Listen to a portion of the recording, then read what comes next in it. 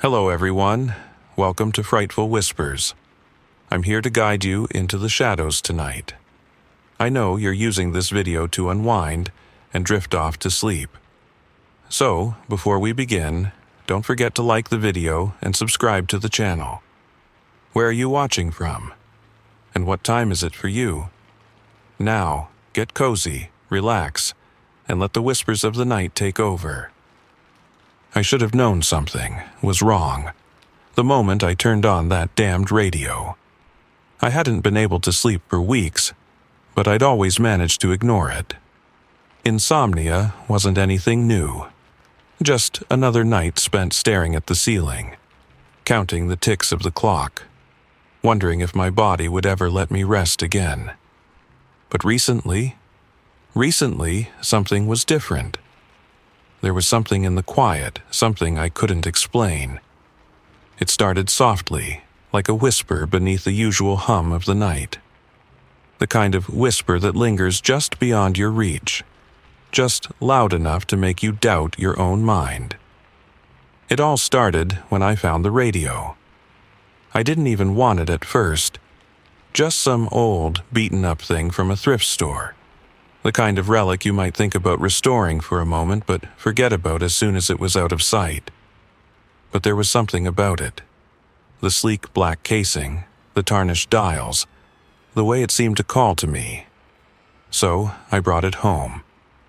At first, it was just noise, static, the kind that filled the room with that odd, comforting hum. I told myself it was just an old machine, struggling to pick up the right frequency. But then, the voice came.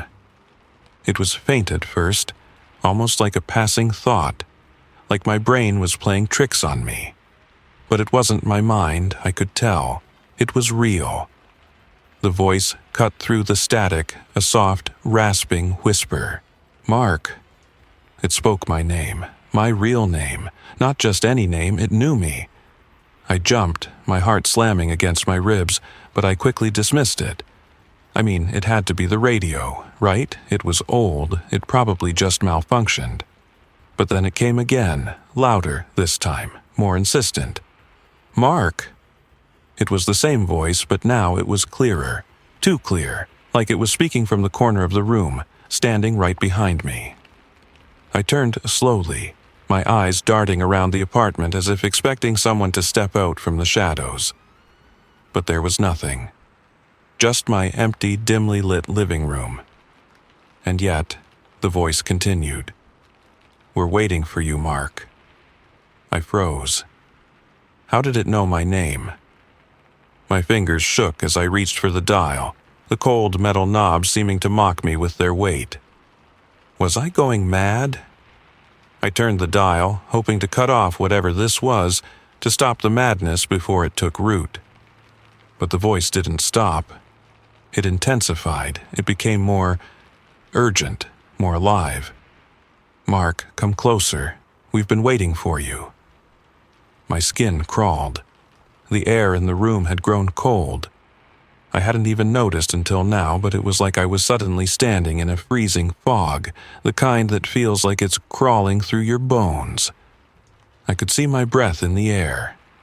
I couldn't tell if I was shaking from the cold or from fear. I wanted to throw the radio out the window, to destroy it, but my body wouldn't move. I could hear my own pulse in my ears, thumping so loudly I thought it might drown out the voice. But it didn't. It was there, always there, like a presence in the room, watching me, waiting for me to do something, anything. I could feel it now, the pull. It wasn't just a voice anymore, it was alive. It was reaching for me, grasping at the edges of my mind. And it was inside my head now. We know your secrets, Mark. We know everything about you. I gasped. The words echoed through my skull, reverberating in the hollow spaces of my brain. They knew things. Things no one could know. Things I hadn't even admitted to myself. It wasn't just a trick of the airwaves anymore. It was something much darker. I tried to fight it, tried to tear my eyes away from the radio, but I couldn't. I was stuck. My fingers pressed against the dial again, but it was like they had a mind of their own, refusing to turn it off. It was as if the radio had a power over me, a force that was beyond my control. Then the voice came again, but this time it was colder, more sinister. "Mark, you will never escape. You are ours now." A scream built in my throat, but it wouldn't come out. It was trapped, choked by the weight of the air around me, suffocating me. I didn't know what was happening. Was I dreaming? Was this some kind of nightmare that I couldn't wake from? The radio crackled loudly, the sound growing more deafening, as if something was trying to break free from within it. My fingers flew to my ears, trying to block it out, but nothing worked. The static ripped through me, sharp and jagged, like claws scraping down the walls of my mind. I had to get away. I had to leave, but my body wouldn't move. Then, in the midst of the chaos, the voice came once more, smooth and calm, as though it had all the time in the world. "You're ours, Mark, forever." The last thing I remember is the overwhelming sensation of falling, like I was being pulled into a void, into the static itself. And then, nothing. The radio sat silent in the corner of the room. But I knew it wasn't over. The voice was still there, still watching me, waiting. And it wouldn't let go. I didn't notice it at first. You never do you? The little things that start creeping up on you, that slow shift in your perception. It was subtle at first, just a whisper in the back of my mind, a low hum that seemed to follow me wherever I went. But then it got stronger, and when it did, it felt like something was pulling me. Not just physically, no, it was much worse than that. It was like something was reaching into my mind, into my very soul, and dragging me toward it, slowly but inevitably. I couldn't escape it. The radio had become more than a thing I turned on and off at will. It was an anchor, tethering me to a darkness I hadn't even begun to understand. The voices that came through it, those whispers, hadn't stopped. In fact, they were worse now. They followed me through the day, snaking through my thoughts, leaving their cold, clammy fingerprints all over my mind. I tried to tell myself I was just tired, overworked, that it was just my exhaustion playing tricks on me. But I knew something wasn't right. The whispers, they weren't just coming from the radio anymore. They were inside me, in my thoughts, in my dreams. And the more I resisted, the louder they got. It was like I could feel them now. In the pit of my stomach, a constant churn of unease, a tightening in my chest, like the very air I was breathing was getting thicker and thicker until it was suffocating me. It was the third night when I really felt it. That's when it became undeniable. I had been sitting at the kitchen table, trying to force down a meal I didn't want, when I realized I wasn't alone. The room around me felt wrong. It was colder than it should have been, and the shadows in the corners seemed to be watching me, moving ever so slightly as if they were alive, waiting for me to make the next move. I glanced at the radio, shoved haphazardly into the corner of the room. The static buzzed, faint but persistent. Even though I'd turned it off, it was still there, filling the room with a low, vibrating hum. The air felt heavy, thick with it. Like the radio wasn't just a thing in the corner, it was in me, vibrating through my veins, suffocating me from the inside out. I looked away, trying to focus on something else, anything else. But I couldn't escape it. The whispers, still just a faint murmur, seemed to be calling my name. "Mark," my head snapped up, and my breath caught in my throat. The voice was soft, but unmistakable. It was that same voice, the one that had called me the first time, the one that had haunted me from the very first moment I heard it. "Mark?" It was closer this time, more present, more real, as if it were standing behind me, breathing on the back of my neck. I could feel it there, in the air, pressing in on me. My body froze, my muscles stiffening as the sound filled my ears, crawling through my mind like a slow-moving fog. Come closer. The words wrapped around me like a coil, pulling me inward. My pulse quickened, my heart hammering in my chest as I fought the urge to stand up and walk toward the radio. But the pull was growing stronger, undeniable now. The voices had always been just noise, just static. But now they were something else. The cold in the room deepened, curling into my bones. I couldn't escape it. I couldn't even breathe without feeling the pressure in my chest, the weight of the air, the unnatural chill creeping across my skin. I shivered, but it wasn't just the cold, it was fear, raw, deep fear, curling through me, making my hands shake as I gripped the edge of the table. The whispers weren't just whispers anymore. They were commands. They were demands. I stood up, my legs trembling beneath me as I stumbled toward the radio. I didn't want to. God, I didn't want to. But the force pulling me toward it was too strong. My body was no longer my own. I was being led, drawn like a moth to a flame, and I couldn't stop myself. Mark, come closer. We're waiting for you. It wasn't just the voice anymore. It was the room itself. The walls were closing in on me, bending, warping. The shadows stretched toward me, curling and twisting as if they had a life of their own. The floor beneath me seemed to buckle, the wood creaking with a low, deep groan. And still, the voice, my name, whispered again, like a lover's promise, like a command.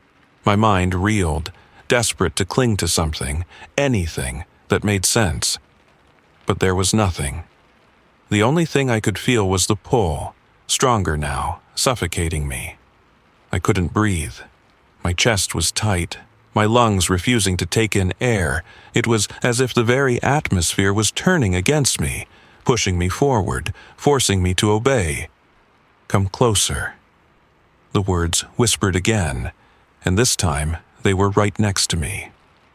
I turned slowly, terrified of what I might see, and there, in the corner of my vision, something moved. A shadow. A figure. But it wasn't real, was it? It couldn't be. I was just imagining it, right? The shadows in the corner of the room couldn't be alive, could they? I blinked, trying to clear my head, but when my eyes refocused, the figure was gone. And the voice, it was inside my head now. We know you, Mark. We've always known you. I shook my head, trying to fight the panic that was rising in my throat. The room felt like it was spinning. I reached for the radio, my fingers brushing the cold metal dial, but it wasn't enough. The static, the hum, the voices, they filled me, filled every crack in my thoughts, and I couldn't get away. I didn't know what was happening, but I knew this. Whatever this was, I was already too far gone. The static had seeped into my soul, and now it had me. I tried to scream, but nothing came out. The pull was too strong. My body was no longer my own. I was a puppet strung up by the voices, and they weren't letting me go. I never thought I'd be the type to beg for help. But here I was, staring at that cursed radio and dialing Jake's number in a panic. It felt strange, like I was reaching out to a lifeline I wasn't sure could save me. But I had to try. I had to do something. When he picked up, his voice was calm, but there was an undertone of concern I couldn't ignore. Mark? You sound off. What's going on? I didn't even know where to start. How could I explain the unexplainable? How could I tell him that the thing I had brought into my home was no longer just a radio? It was something more, something alive. I took a shaky breath and tried to steady myself before speaking. It's the radio, Jake, I said, my voice barely above a whisper. There's something wrong with it. I hear voices, real voices. It's like they know everything about me.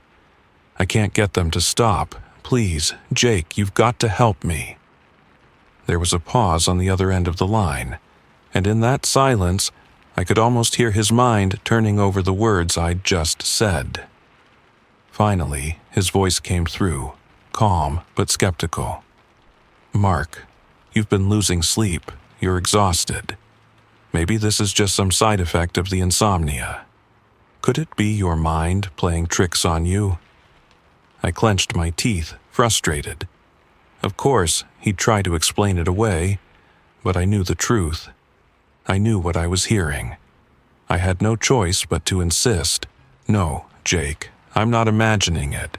This thing, this radio, it's alive. The voices, they know me. They know things about me that no one could know. Please, I'm begging you, just come over. I can't stop them. I don't know what to do." Another long pause, and this time I thought he might refuse. But then, to my surprise, his voice softened. There was no doubt anymore. He had heard the fear in my voice. "All right," he said after a moment. "I'll come by, 30 minutes. I didn't know what I expected from Jake, but I definitely didn't expect what came next. When Jake walked into my apartment, the weight of his calmness seemed out of place. He'd always been the logical one, the skeptic, the guy who could explain away every strange noise or incident with a scientific reason. But this wasn't something that could be explained away. The moment Jake crossed the threshold, I saw it in his eyes. The shift. The moment his gaze landed on the radio, his confident demeanor faltered. It was brief, barely noticeable, but I saw it. He knew something was wrong. "Where is it?" he asked, voice lower now, scanning the room. I nodded toward the far corner, where I'd shoved the radio into the shadows, hoping I could forget about it. But as soon as Jake's eyes locked onto it, I saw the change. He was no longer the curious, detached friend. He was the expert, studying the thing like it might suddenly bite. "You've been hearing the voices again?" Jake asked as he crossed the room and knelt in front of the radio. His hands hovered just above it, as if testing the air around it, like he was afraid it might reach out and grab him. I nodded, but words seemed inadequate. I didn't know how to explain the suffocating feeling that came with those whispers, the way they crawled under my skin and made every inch of me feel like I was drowning in darkness. "I'll take a look at it," Jake said, pulling a set of tools from his bag. He didn't even glance at me as he began working, as though he was treating it like any other faulty piece of equipment. But I could tell something was different in the way he approached it. He moved slowly, cautiously, as if testing the air for something he couldn't quite put his finger on. I watched him work, but I couldn't shake the feeling that something was in the room with us. It wasn't just the static buzzing faintly from the radio. No, the air itself was thick, like the room had been sealed off from the outside world, leaving us trapped in some kind of bubble. The shadows in the corners seemed to grow longer, and I swore I saw something shift in my peripheral vision, something that moved just out of sight, too fast to focus on. But when Jake's fingers brushed the radio's power button, everything changed. The hum that had been faint and distant suddenly surged, sharp, violent, like a jolt of electricity had just slammed into the air around us. Jake froze, his eyes wide with something I had never seen in him before: fear. For the first time, I saw the cracks in his skepticism. "Jake?" I whispered, a chill running down my spine. The voice came then, clear as day, but it was no longer coming from the radio itself. It was everywhere. It filled the room, buzzing in the back of my head, curling around my thoughts like something with weight, with substance. "Jake," the voice hissed. "Jake, you're next." Jake jumped back, his body recoiling as though the words had physically struck him. He looked at the radio, his hands trembling slightly as he stood up. The static surged again, louder this time, and the voice spoke again, this time more insistent. "Jake, we've been waiting for you." I watched him closely now. His face was pale, his jaw clenched tight, his eyes wide, but he was still frozen in place. The same voice, the same chilling, hollow voice that had haunted me for days, was now coming for him. "Mark," Jake finally muttered, his voice breaking as he turned to look at me. This isn't just a malfunction. Something's wrong with this radio. There's something in it. Something that shouldn't be. It's not just picking up signals. This is a conduit." I shook my head, the terror growing inside me. I couldn't breathe. The walls seemed to close in on us. The air growing heavier, colder. The whispers, the voices. They were getting louder, closer. And then, before I could stop him, Jake reached for the radio, his fingers trembling as he adjusted the dials. "No, Jake," I shouted, but it was too late. The static crackled one last time, louder, more deafening than before, and then, just as quickly, it stopped. The room was dead silent, but the silence wasn't a relief. It felt like we were waiting for something terrible to happen. I could feel the pressure building around us, suffocating us both. And in that moment, I realized it wasn't just me who was in danger. We were both trapped. Jake took a step back, his face drained of color, his eyes wide with horror. "Mark," he whispered, his voice barely audible. "It's too late." The voice in the static spoke again, softer now, almost a lullaby. "You're ours, Jake. We've waited so long for you." And then, all at once, the shadows in the room moved. They shifted toward Jake, wrapping around him like a living, breathing thing. I couldn't move. I couldn't scream. The only thing I could do was watch as the radio's pull took him. And then, just like that, he was gone. It started with a feeling. This nagging sense that something had changed. I don't know how to explain it, but the moment Jake vanished into the shadows, the world around me shifted. The silence was suffocating. It was as if the very air had thickened, becoming dense with something wrong. The kind of wrong that settles deep in your gut, making you question if you'll ever be able to take a full breath again. The room felt colder, and I could see my breath in front of me, swirling like smoke. But it wasn't the temperature that had me paralyzed. It was the static. It wasn't just coming from the radio anymore. It was in the air, thick, heavy, as if the very space between the walls was filled with it. The hum, the buzz, it had found its way into my skin, into my mind, and I could feel it deep in my bones as if it was pulling at me, whispering for me to come closer. I wanted to move, I wanted to run, but my legs wouldn't respond. I was stuck, rooted in place by the crushing weight of the air around me, by the pull of the static that seemed to be reaching for me like 1,000 invisible hands. "Mark," the voice. I heard it again, soft and insistent. It knew my name. It had known it from the very first moment I had turned the radio on. The first time I had heard that whisper in the static. It wasn't a voice from some far-off station. No, this voice was personal. It knew me. Every dark corner of my life. Every secret I had buried. And it wanted me.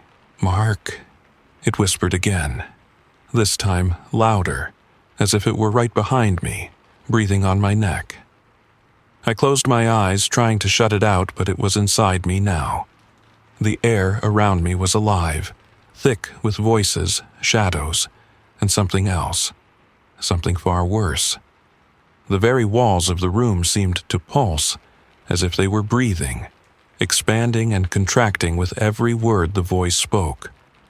"Come closer, Mark. You're not going anywhere. We've been waiting for you." My hands began to tremble, but I couldn't stop myself. I could feel them, reaching for me, their cold fingers sliding over my skin, slipping into my thoughts. The more I tried to resist, the stronger it became. I could feel the pressure building, pushing against me, squeezing my chest tighter and tighter, until I thought my ribs might crack under the weight of it. The shadows in the corners were moving now, twisting, stretching toward me, like dark tendrils trying to wrap around my legs to pull me into them. My vision blurred as I tried to look away, tried to escape the suffocating grip of the darkness, but I couldn't. It was everywhere. It was in me. The radio was no longer just a machine. It was a door, a doorway to something far worse than I could have imagined. I knew it now, the static, the voices. It wasn't just noise, it was a call, and I was the answer. I could feel it. It was like a weight pressing on my soul, urging me to step forward. The radio had become a living thing, a breathing, pulsing entity, and it was hungry. Hungry for me. And somehow I was hungry for it too. My hand reached out, almost of its own accord, toward the radio. My fingers brushed against the cold metal, and a jolt of electricity shot up my arm, like 1,000 needles piercing my skin. The shock almost knocked me back, but I couldn't move. The moment my skin made contact with the radio, something inside me snapped. The static exploded around me, louder, sharper, more violent than before. It was no longer just noise, it was pain. It vibrated through my skull, buzzing in my ears, making my teeth rattle. I felt like my brain was being pulled apart, like the static was tearing through every fiber of my being, unraveling me piece by piece. "Join us, Mark," the voice whispered, soft, almost tender, as if it were offering me something precious. "We've been waiting for you. We've always been waiting for you." I tried to scream, but the sound was trapped in my throat, choked by the weight of the static. It was suffocating me, filling my lungs, my chest, my mind, until I couldn't breathe anymore. I could feel myself slipping, drifting away from myself. I was no longer in control. The static was inside me, pulling me deeper and deeper into the void, and then it happened. I saw it. The room around me began to warp, bending and stretching, the walls flickering in and out like a bad connection. The shadows were everywhere now, swirling around me, crawling up my legs, my arms, until they were inside me. I could feel them, feel their cold, clammy presence moving through my skin, sinking into my bones, taking over. And then I realized, the voices, the shadows, the static. They weren't just a part of the radio, they were the radio. The radio had become the portal, and I had walked through it. I tried to fight it, to pull away, but I couldn't. My body was no longer my own. The shadows had taken root in me, and I was being consumed, piece by piece, by the very thing I had once thought was a simple machine. The radio had opened the door to something ancient, something hungry, and now it was pulling me into its depths. The last thing I heard before the static swallowed everything was the voice, calm and final. "You're one of us now, Mark. Forever." And then the world went silent. I can't tell you how long I've been trapped in this place. Time is a distant memory, slipping through my fingers like water, leaving nothing but an aching emptiness in its wake. It's as if time itself has been swallowed by the static, the relentless hum that fills every inch of my skull, my thoughts, my being. But the worst part is, I don't think I'm alone here. In fact, I know I'm not. The voices, they're always here. Not just whispers anymore, but a constant, suffocating chorus of distorted souls, their voices tangled and twisted together. Some are quiet, mere murmurs, while others scream, their cries for help cutting through the hum, only to be swallowed by it almost immediately. And then there's mine. I can still hear my own voice, though it's not me anymore. It's a fractured version of me, a piece of my soul lost to the static, echoing through the endless noise. Every regret, every whispered fear, every fragment of my being, it's all trapped, all consumed by the radio. The air around me is cold, too cold. It feels like I'm underwater, my lungs struggling for air that never comes. I can't breathe right, I can't even feel my own body. It's like I've become part of the static, part of the hum that's swallowed everything whole. And then, it happens. The voice, my voice, cuts through the static again, but this time it's louder, more distinct. It's no longer just an echo, it's alive, pulling at me with an intensity that makes my heart race, even though I don't know if I still have one. Mark, I turn, or at least I think I do. The room, the space around me, shifts. It warps, bending in ways it shouldn't. I should be scared, but the terror feels so distant now, like it's someone else's fear. I know what's happening. I know because it's me. I am the one calling out. But there's something worse, something darker. Because it isn't just my voice. It's the voices of them, the spirits, the souls who have been trapped here with me, in this space of endless noise. They're screaming now, their voices rising up, each one more desperate than the last. Mark, you can't escape. Mark, we are waiting. Mark, you belong to us. And then it hits me. A terrible realization that makes the very air grow colder. The static has become more than just a sound. It's a door, a gateway, opening up to something worse than I can comprehend. And the worst part is, I am no longer an observer. I am a part of it now. I can't remember the last time I felt my own hands or my feet. My body is no longer mine. I am fading, dissolving into the static, becoming part of the very curse that had once terrified me. The radio, the voices, the shadows, they are me. Every bit of my mind, my soul, my fear, it's been consumed, twisted, and turned into something else. I don't know how it happened or when, but I know now. I've joined them. I've become a whisper in the static. Mark, you belong to us now. It's my voice again, but it's different. It's not my voice anymore. It's the voice of one of them. One of the souls who's been trapped in this place for so long, lost to the static, their essence twisted and bound to the frequency. I've become them. Just another voice. Just another echo in the endless hum. I try to scream, but there's nothing left to scream with.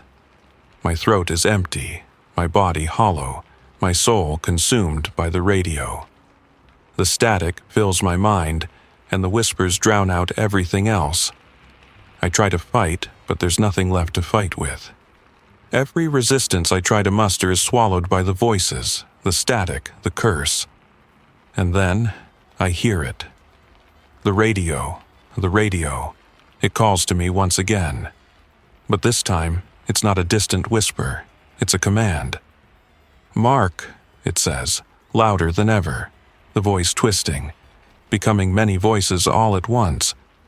Come closer, Mark. We've been waiting for you. I can't stop it. I can't escape it. The voices grow louder, their demands more urgent. They are inside me now. I've joined them. I've become one of the damned. The radio's hum, its static, the voices, they are me now, and I'm a part of them, forever. I don't know if I'm still breathing. I don't know if I have a body anymore. All I know is that the static is all that remains. The static and the voices. And I can't escape. Thank you for venturing into the shadows with me here at Frightful Whispers. Remember, the darkness holds secrets, but also whispers truths to those who dare to listen. If tonight's tale sent shivers down your spine, be sure to like, share, and subscribe. It helps keep the fire of fright alive. Rest easy, but keep one eye open, for the night is never truly still. Until we meet again, stay vigilant, stay curious, and let the whispers guide you.